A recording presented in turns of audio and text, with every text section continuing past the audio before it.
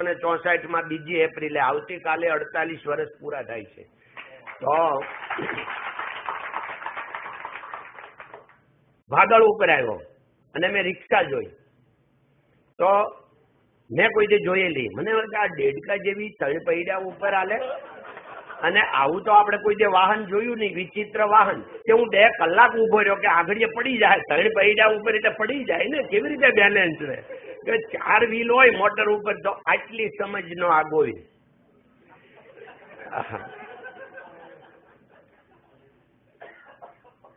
મિત્રો પછી ધીરે ધીરે કરતા હીરા ગણવા મળ્યા. પેલો પગાર 103 રૂપિયાનો આવ્યો.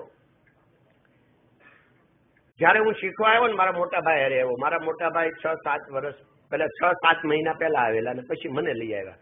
અને તઈ આખા સુરતમાં 200 કારીગર હીરા ઘસવાના હતા. અત્યારે 5 લાખથી વધારે છે. હું આવ્યો ત્યારે 200 જ હતા. તઈ હું આવ્યો હતો તો મારા ભાઈ મને કે આપણે હવે કપડા સીવડાવી લઈએ. ત્યાંથી તો ઓલો સુરવાળ સોવણી પહેરીને આવ્યા હોય ને, દેશમાંથી આવ્યા હોય એટલે વાયા વિરમગામો. તો હા, ત્યાંથી ઘરેથી 2 વાગે નીકળ્યા. 7 વાગ્યાની ટ્રેન નીકળી. ધોળા બદલવાની, વિરમગામ બદલવાની. 1:30 વાગે અહીંયા સુરત પહોંચ્યા.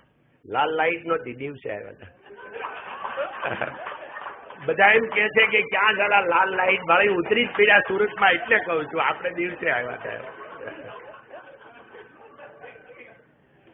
દેવચંદભાઈ ઉભા થાવ તો.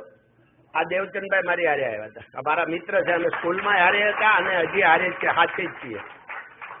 તો મિત્રો આ ગોવિંદની વાત કરી. કપડા એક થોડીક વાત કહી દો, પછી આપણી વાત થોડીક બિઝનેસની કરશું.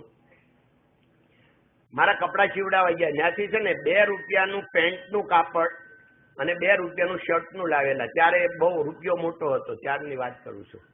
તો કાળું કાપડ એટલે પેન્ટનું કહેવાય અને ધોળું કાપડ એટલે શર્ટનું કહેવાય. એ ત્યાંથી ગામડેથી કપડું લઈને આવ્યા. અહીં પીપળા શેરી નાકે મૈધરપુરામાં સીવડાવા ગયા કપડું દરજીને ત્યાં. તો ઓલા ભાઈ મારા મોટા ભાઈ હતા, એને પૂછ્યું ભાઈ કેટલા પૈસા આને સિલાય? તો એને એમ કીધું પેન્ટના 5 રૂપિયા અને શર્ટની 2 રૂપિયા. એટલે ભાઈ કે હું હમણાં પાયજામો સીવડાવી ગયો તે 2 રૂપિયા લીધા હતા અને હવે તું કહેશો 5 રૂપિયા? તો એને કીધું કે પાયજામો સીવડાવવાના 2 હોય, લેંગો પાયજામો એટલે લેંગો, પણ પેન્ટના 5 રૂપિયા હોય. જી કે હારું તું પાયજામો સીવી દે. અને એ કાળા કપડાનો મારી હારું પાયજામો સીવડાવ્યો ને 1 વર્ષ અમે પહેર્યો શીખતા.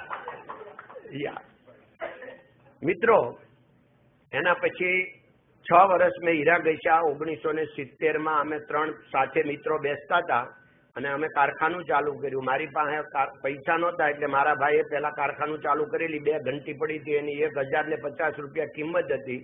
એ એમણે ત્યાં 1050 રૂપિયા મેં ગણ્યું. 2 ભાગીદારે 2000 રૂપિયા કાઢ્યા. 5000માં કંપની ચાલુ થઈ. હવે વાત મહત્વની આવે છે કે સિદ્ધાંત શું કામ કરે છે. આ દુનિયામાં કરતું, અકર્તું અને અન્યથા કરતું ઈશ્વર છે. મનુષ્ય કહે મેં કરું કરતલ દૂજો કોઈ, આદર્યા અધવચ્ચે રહે હરી કરે સો હોય. આ નરસિંહ મહેતાનું જે સૂત્ર છે અને આ મારા જીવનમાં 100% આ સેન્ટેન્સ લાગુ પડે છે. કેમ કે જયારે મેં કારખાનું અમે લોકોએ ચાલુ કર્યું ત્યારે મારા ભાગીદાર, એના શાળા અને એના ભાઈ 3 કારીગર ને હું એકલો ઘાટ કરું. પહેલો લોટ અમને એક મજૂરીથી લેબરથી મારા મિત્રએ અપાયો.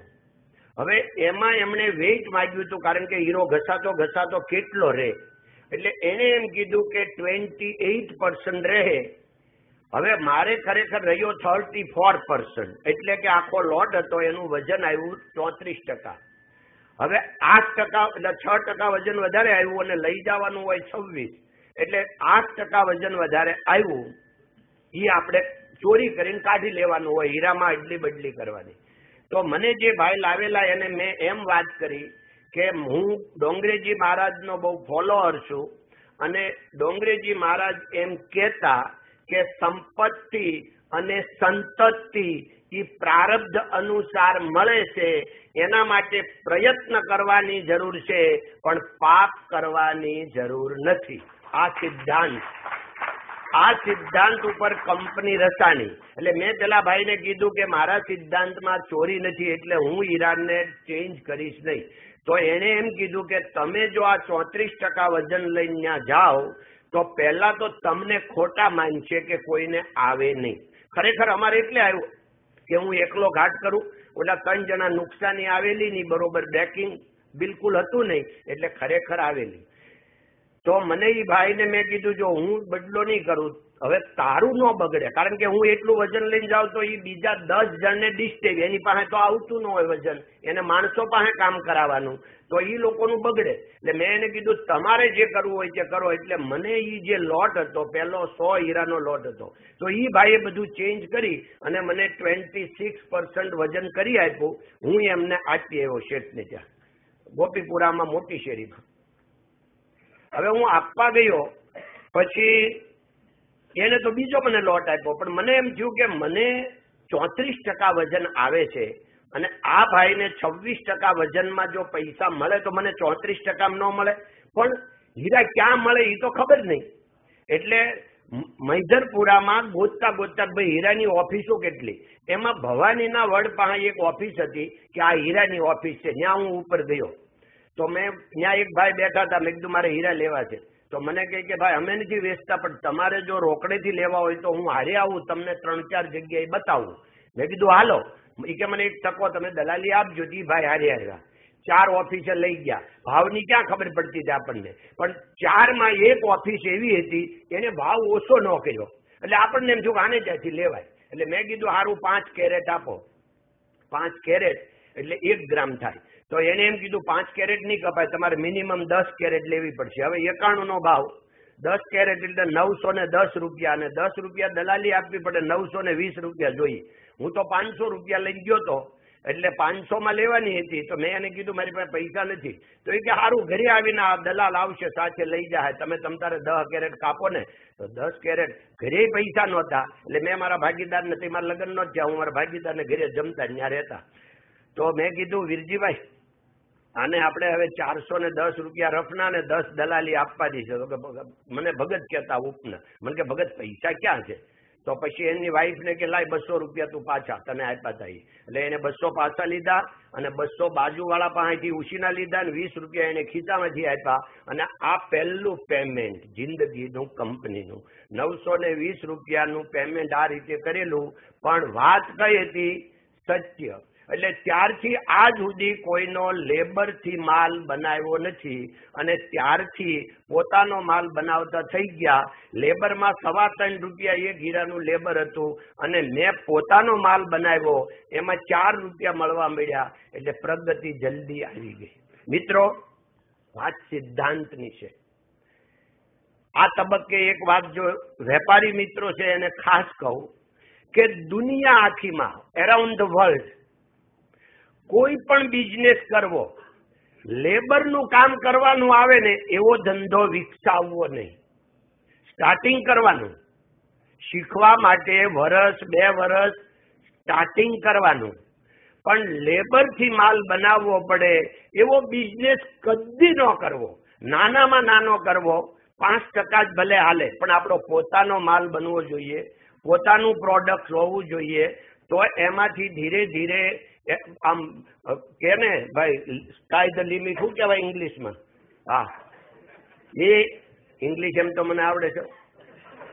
ભલે I am study only 7 Gujarati, but I am first time going to Belgium in 1977, and 30 years I am going around the world, more than 150 countries, and my English around the world running, but only not running in British, because British has English mother language. That's why they want grammar. I don't have grammar. That's why my English is not valid in only in British. પણ બહુ સાચી વાત એ છે, આપણે grammar કરીને છોકરાને જે મગજમારી કરાવીને દુનિયામાં કઈ ગ્રામર જોતું જ નથી. ઇંગ્લેન્ડ સિવાય ક્યાંય નહીં. એટલે મગજમારી ભણાવવાની તો તમે કરતા જ નહીં. એટલે ભણાવવાના ખરા હો. આ જે બર્ડનની વાત છે, અને તમને મારા ઘણા એવા લાગશે એક્સપિરિયન્સ ગાંડા. મારા એક દીકરો ને 2 દીકરીઓ. મેં આખી જિંદગીમાં એક પણ વખત મારા છોકરાને તું લેશન કરવા બેસે મારી જીભ બગાડી નથી. એક પણ વખત નેવાર. મેં ક્યારેય એમ નથી કીધું કે તું ટીવી જોતો નહીં. કારણ શું છે કે જયારે ટીવી જોવા બે એટલે હું એની બાજુમાં બેસી જાઉં અને છોકરાઓને જે પ્રોગ્રામ ગમતા હોય એમ ઈ જ ચેનલ ચલાવવાની વખત અરે વાહ અરે અને કાર્ટૂનમાં તો આપણે કાર્ટૂનમાં અરે પેલો જો કેવો કૂદે આમ આપણે કે બધું એને અરે એક્સાઇટ થઈ જવાનું. પછી ધીરેથી એમ કહેવાનું કે આજ તને શું ભણાવે છે એટલે એ દોડાદોડ એમ દફતર લઈ આવે એટલે આપણે ઓહો આટલું બધું લેશન. અમારે તો કઈ આવું હતું જ નહીં. તમારા લોકોને બહુ મુશ્કેલી ઓહો બહુ એટલે મળે લેશન કરવા. ટીવી ક્યારે બંધ થઈ જાય ને ખબર જ ન પડે. આટલી વાત છે પણ એમાં આપણે સમય આપવો પડે એટલું શીખવાનું. મિત્રો આ જે અત્યારે ભગવાનની દયાથી પોઝિટિવ થિંક બીજું કઈ છે જ નહીં. આખી દુનિયા હું ફર્યો. આખી દુનિયામાં એટલું જે પ્રેક્ટિકલ નોલેજ છે હું આપને આપું છું કે દુનિયામાં ક્યાંય પર્સનાલિટીની મહત્તા છે જ નહીં. તમે કોણ છો, અંદરથી કેવા છો, નેચરલી તમે શું છો, તમારું વર્તન કેવું છે, આ બહુ પોઈન્ટ મહત્વનો છે. કૃત્રિમ છે ને પહેલી વાર એન્ટ્રી મળે, થોડી વાર ચાલે પણ લાંબુ ચાલતું નથી.